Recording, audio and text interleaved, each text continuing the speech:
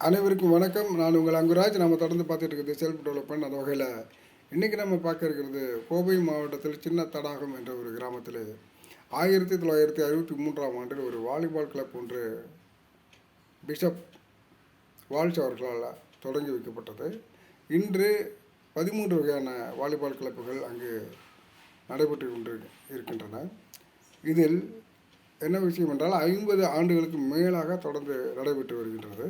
இதில் 600க்கும் மேற்பட்ட மாணவர்கள் விளையாட்டுப் பள்ளியில் படிக்க வாய்ப்பு பெற்றிருக்கின்றார்கள். அது மட்டுமல்லாமல் 50க்கும் மேற்பட்டோர் அரசு வேலைவாய்ப்பை பெற்றிருக்கின்றார்கள். முக்கியமான விஷயம் என்னவென்று சொன்னால், இந்த கிளப்பில் பயிற்சி பெறுவதற்கு எந்த விதமான கட்டணமும் கிடையாது என்பதுதான். இந்த விஷயம் 50 வருடங்களாக நடந்து கொண்டிருக்கின்றது என்பதுதான் சிறப்பு செய்து. இதுபோல் பல இடங்களில் தொடரட்டும். நன்றி, வணக்கம்.